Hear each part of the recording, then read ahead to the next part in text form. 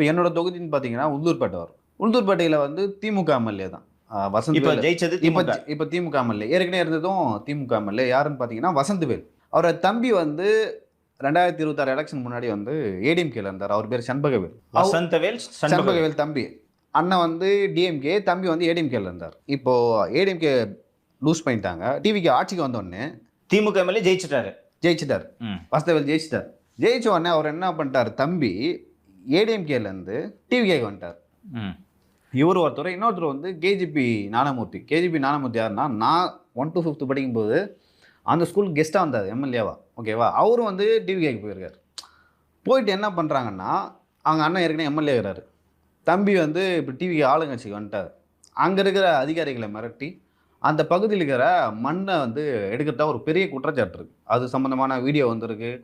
அந்த பகுதியில் இருக்கிற டிவிகேக்காரங்களே பயப்படுறாங்க, இவங்களை எப்படி எதிர்த்து கேள்வி கேட்கறது. அண்ணன் வந்து ஆனால் எல்லாரும் கட்சி மாதிரி வந்தவங்க. லோக்கல் டிவிகேக்காரங்க அமைதியாக இருக்காங்க. ஆக்சுவலாக லோக்கல் டிவிகேக்காரங்க எப்படி இருக்காங்கன்னா, அவங்களுக்கு எதுவுமே தெரியல. எப்படி அரசியல் பண்ணுறது, எப்படி சம்பாதிக்கிறது, எப்படி வந்து நாம் இத்தனை நாள் டிவிகேல இருக்கோமே, புதுசாக வந்தவங்க வந்து இந்த மாதிரி பண்ணுறாங்களா, எப்படி கேள்வி கேட்கறது அப்படின்னு சொல்லிட்டு கீழ்மட்ட நிர்வாகிலேருந்து மேல்மட்ட நிர்வாகி வரைக்கும் பயப்படுறாங்க. ஏன் இதை நான் சொல்கிறேன்னா, இந்த மாதிரி வந்து மாற்றுக் கட்சியிலேருந்து நிறைய பேர் எதுக்கு வராங்கன்னா, விஜய் அவர்கள் நினைக்கிறாரு நம்ம ஒரு மாற்றத்தை கொடுக்கணும், ஒரு தூய்மையான ஆட்சி கொடுக்கணும்னு சொல்லிட்டு. ஆனால் மாற்றுக் கட்சியிலேருந்து வரவங்க என்ன நினைக்கிறாங்கன்னா, இந்த ஆட்சியில் வந்து எப்படி சம்பாதிக்கலாம், ஏற்கனவே இருக்கவங்களுக்கு யாருக்கும் சம்பாதிக்க தெரியாது, எல்லாம் டம்மி, நம்ம சம்பாதிக்கலாம் அப்படின்னு சொல்லிட்டு கட்சியில் வந்து இந்த மாதிரியான வேலைகளை பார்க்குறாங்க. அது கட்சிக்கு வந்து மிகப்பெரிய அவப்பேறு அப்படின்னு சொல்லி ஏற்படுதுன்னு சொல்லிட்டு கிரவுண்ட் லெவலில் அங்கே இருக்கிற நிர்வாகிகள் வந்து என்கிட்ட சொன்னாங்க. இங்கே சொன்னதுனால நான் தாவேக கட்சிக்கு ஒரு ஆலோசனையை சொல்ல விரும்புகிறேன். செல்வி ஜெயலலிதாவின் போயஸ் தோட்ட இல்லத்துக்கு தமிழகம் முழுக்க இருந்து கடிதங்கள் வரும், ஃபேக்ஸுகள் வரும், மின்னஞ்சல்கள் வரும். ஒன்றும் விடாமல் படிக்கிறதுக்கு ஒரு டீம் இருக்கும். அதை படிச்சுட்டு மெட்டீரியல் இருக்க பேப்பர்ஸை விசாரிக்கிறதுக்குன்னு ஒரு டீம் இருக்கும். அரசு துறையிலே கட்சியில் அரசு இருக்கும்போது இன்டெலிஜென்ஸை கொடுத்துருவாங்க. கட்சியில் இருக்கும்போது இதுக்குன்னு ஒரு மெக்கானிசம் வச்சுருப்பாங்க. நிதிஷ் வந்து தேனி மாவட்ட செயலாளர்னு வச்சுக்கோங்களேன். தேனி மாவட்ட செயலாளர், நீங்கள் வந்து அந்த தொகுதியில் இருக்கீங்க.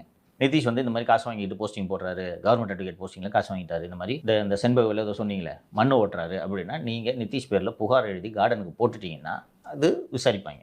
விசாரிச்சுட்டு உண்மை தெரிஞ்சுன்னா திடீரென்று ஒரு நாள் நிதிஷின் பதவி பறிக்கப்படும். எதுக்கு நடந்துச்சு, எப்படி நடந்துச்சுன்னே தெரியாது. இந்த மெக்கானிசம் அதிமுகவில் செல்வி ஜெயலலிதா உயிரோடு இருந்த வரை இருந்தது. சத்தம் போடாமல் கார்டனுக்கு ஃபேக்ஸ் அனுப்பிச்சிடுவாங்க, அம்மா பார்த்துருவாங்க, ஒன்று விடாமல் விசாரிப்பார்கள். இன்னைக்கு தாவேக ஆட்சிக்கு வந்து விட்டது. ஸோ அங்கேயும் இது போல் கட்சி நிர்வாகிகள் செய்யும் தவறுகளுக்கு, இப்போ அரசு எம்எல்ஏவாக இருக்கவங்க, மந்திரியாக இருக்கவங்க தவறு செஞ்சாங்கன்னா அதை விசாரிக்கிறதுக்கு லஞ்ச ஒழிப்புத்துறை இருக்குது, உளவுத்துறை இருக்குது, விசாரித்து செஞ்சுருவாங்க.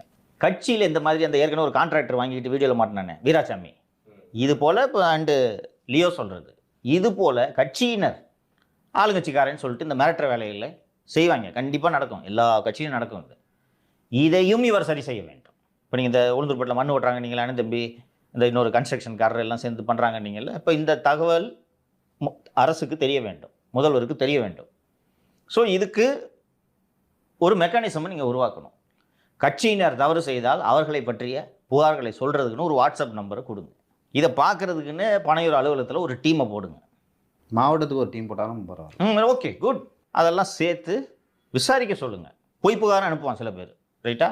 புகார் உண்மையாக இருந்துச்சுன்னா தயவுதாட்சியம் இல்லாமல் நடவடிக்கை எடுங்க. நீங்கள் உங்களோட புகழ் அடுத்த கட்டத்துக்கு